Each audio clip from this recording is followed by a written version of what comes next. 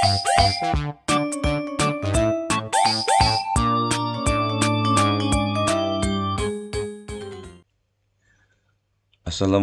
warahmatullahi wabarakatuh. Halo semuanya, pada kesempatan ini saya akan memberikan materi terkait skala pengukuran sikap. Dalam menentukan suatu fenomena atau gejala-gejala tertentu perlu adanya skala pengukuran yang digunakan untuk mengukur suatu variabel dalam penelitian. Jika teman-teman suka dengan video pembelajaran ini, silakan support dengan cara klik like, share jika bermanfaat, subscribe, serta nyalakan lonceng notifikasinya agar tidak ketinggalan dengan video terbaru lainnya. Terima kasih.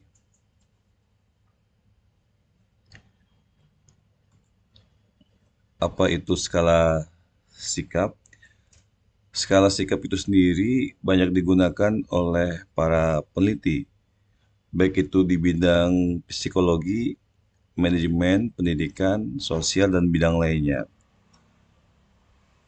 Umumnya, para peneliti menggunakan skala sikap sebagai upaya untuk mengukur sikap atau penilaian responden terhadap suatu fenomena atau hal-hal yang akan diamati.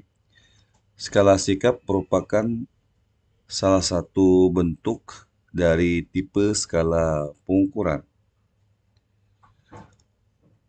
Dalam skala sikap berisikan nilai-nilai bilangan untuk menilai subjek, objek, atau perilaku-perilaku yang akan diukur dengan maksud mengkuantifikasikan data tertentu atau variabel tertentu. Ini adalah jenis-jenis dari skala pengukuran sikap. Yang pertama adalah Likert scale atau skala Likert. Yang kedua adalah skala Goodman. Yang ketiga adalah skala semantik diferensial. Yang keempat adalah skala rating. Dan yang terakhir adalah skala Thurston. Untuk yang pertama adalah skala Likert. Skala Likert ini banyak digunakan pada bidang manajemen, khususnya bidang pemasaran maupun MSDM, seperti itu. Skala Likert itu sendiri pertama kali dikembangkan oleh seorang psikolog dari Amerika Serikat pada tahun 1932 yang bernama Francis Likert. Skala Likert ini digunakan untuk mengukur sikap, pendapat, dan persepsi seseorang terkait suatu kejadian atau gejala sosial yang telah ditetapkan oleh peneliti dalam bentuk atau berupa variabel penelitian. Instrumen skala ini dibuat dalam bentuk bisa checklist atau pilihan berganda. Skala Likert biasanya diungkapkan melalui pernyataan positif atau favorable dan pernyataan negatif atau unfavorable. Maksudnya adalah ketika menggunakan bentuk favorable berarti pertanyaan yang bersifat positif atau mendukung aspek-aspek dalam variabel penelitian. Dan untuk pernyataan unfavorable atau negatif itu tidak mendukung daripada aspek-aspek dari variabel itu sendiri. Untuk pernyataan yang bersifat positif atau favorable, 5 sangat setuju, 4 itu setuju, 3 itu netral, bisa juga cukup setuju, 2 itu tidak setuju, 1 itu sangat tidak setuju. Sedangkan negatif untuk sangat setuju adalah 1, untuk setuju adalah 2, untuk netral atau cukup setuju itu adalah 3, tidak setuju itu adalah 4, dan sangat tidak setuju itu adalah 5, seperti itu. Ini adalah contoh item kuesioner pada bentuk favorable dan unfavorable. Ini ada dua variabel amatan, yakni percaya diri dan kelelahan. Pada bentuk favorable untuk variabel percaya diri, saya tidak malu bertanya kepada guru ketika ada pelajar yang sulit.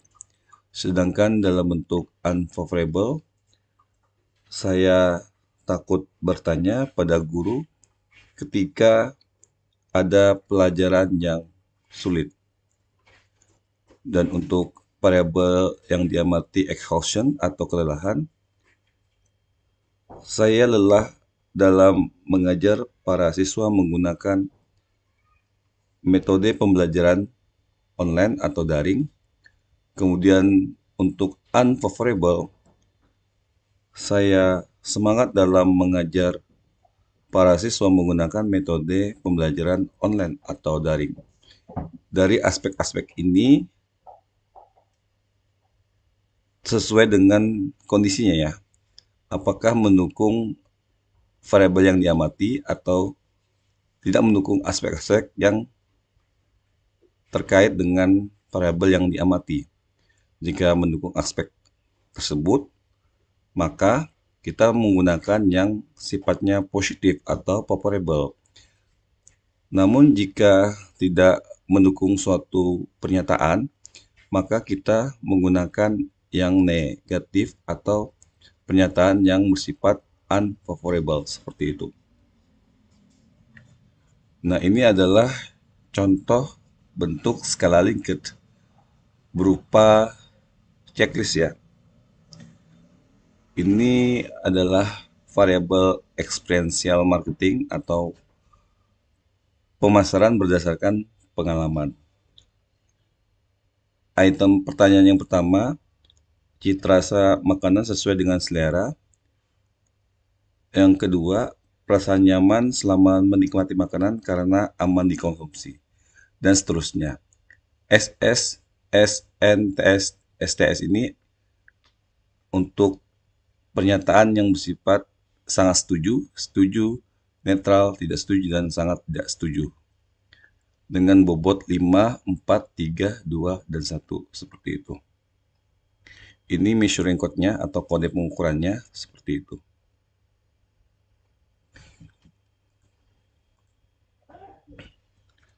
Kemudian, ini adalah skala yang kedua, yaitu skala Goodman.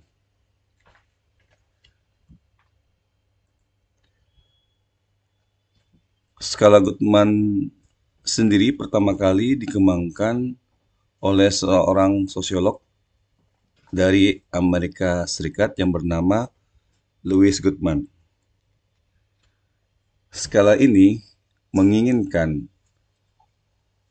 jawaban hanya ada dua pilihan, yakni ya atau tidak, benar atau salah, baik atau buruk, pernah atau tidak pernah, setuju atau tidak setuju, dan lain sebagainya. Sama seperti skala Likert, instrumen pada skala ini dapat dibuat dalam bentuk checklist atau pilihan berganda. Kemudian, bisa juga pada jawaban responden dapat berupa skor tertinggi. Misalnya bernilai 1 untuk yang skor tertinggi dan 0 untuk yang skor yang terendah, seperti itu. Ini adalah contoh daripada skala Goodman. Ini berupa checklist ya. Jika sesuai, kita tinggal pilih yang nomor 1. Jika tidak sesuai, maka kita pilih yang nomor 0 ya, seperti itu. Tinggal dicentang aja atau di checklist. Apakah benar bahwa menu pada restoran XYZ sesuai dengan selera Anda. Ini pernyataan pada item 1. Kemudian pada item kedua, apakah pelayanan karyawan pada restoran XYZ sesuai dengan harapan Anda. Seperti itu. Kemudian ini adalah skala pengukuran sikap yang ketiga, yaitu skala semantik diferensial. Skala semantik diferensial ini pertama kali dikembangkan oleh seorang psikolog yang berasal dari Amerika Serikat yang bernama Charles Egerton Osgood. Skala semantik diferensial ini adalah skala yang digunakan untuk mengukur sikap atau karakteristik seseorang yang disusun pada satu garis kontinum, di mana jawabannya sangat positif berada pada bagian kanan dan yang sangat negatif jawabannya pada bagian kiri atau sebaliknya. Skala ini tidak bisa dalam bentuk pilihan ganda atau checklist. Ini adalah contoh bentuk pertanyaan pada skala diferensial semantik seperti itu. Bagaimana kepemimpinan memberdayakan pada perusahaan Anda? Menghargai karyawan, mengembangkan karyawan, membangun komunitas, pendelegasian wewenang, tidak menghargai, keputusan terpusat, tidak bekerja secara tim, dan mandiri. Kita tinggal pilih apakah poin 5, 4, 3, 2, dan 1 sesuai dengan kondisinya seperti itu. Kemudian ini adalah skala pengukuran sikap yang keempat, yaitu rating scale. Skala rating atau skala bertingkat adalah skala yang digunakan untuk mengukur sikap responden, karakteristik, dan persepsi responden terhadap tingkah laku atau kinerja yang hendak diteliti. Pada 3 skala pengukuran sikap sebelumnya, data yang diperoleh ialah data kualitatif yang dikuantitatifkan, sedangkan untuk pada skala rating ini, data yang diperoleh itu dalam bentuk angka dan kemudian diinterpretasikan dalam kualitatif seperti itu. Nah, ini adalah contoh skala rating. Apakah Anda tertarik dalam belajar bahasa Jepang? Sangat tertarik, tertarik, cukup, kurang tertarik, sangat kurang tertarik.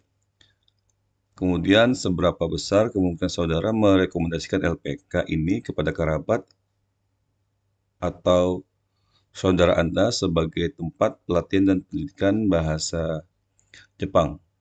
Sangat mungkin, mungkin, cukup, tidak mungkin, dan sangat tidak mungkin, dan seterusnya seperti itu.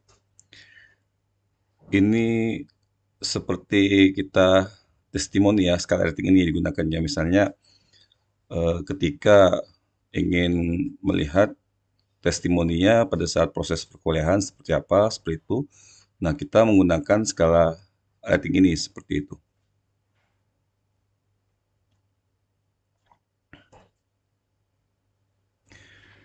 Nah, ini skala pengukuran sikap yang terakhir, yaitu skala Thurston ya. Skala Thurston ini pertama kali dikembangkan oleh seorang psikolog yang bernama Louis Leon Thurston pada tahun 1928, yang juga menjadi tokoh penting dalam perkembangan teori psikometrik. Skala ini meminta responden memilih pertanyaan sikap yang disetujui dari beberapa butir pernyataan dengan menggunakan data interval. Setiap butir memiliki kunci skor dan ketika diurut, kunci skor menghasilkan nilai yang berjarak sama. Skala Thurston memiliki intensitas yang sama, sedangkan berbeda halnya dengan skala Likert ya, tidak sama seperti itu.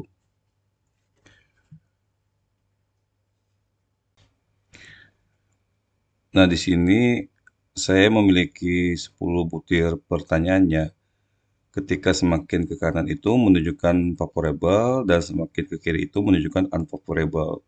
Dengan case-nya itu minat siswa pada pelajaran matematik seperti itu. yang dinilai pernyataannya.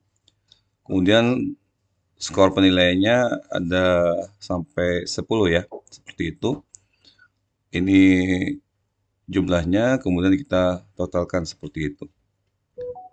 Oke, cukup sekian terkait skala pengukuran sikap ya. Skala pengukuran sikap ini sangat penting ya untuk diketahui atau dipelajari ketika kita ingin menggunakan analisa data. Karena variabel itu ada yang bisa diamati atau observed variable dan ada yang tidak bisa diamati atau diukur atau unobserved variable seperti itu. Jika ada yang ingin ditanyakan, silakan tulis di kolom komentar. Kurang lebihnya mohon maaf. Wassalamualaikum warahmatullahi wabarakatuh.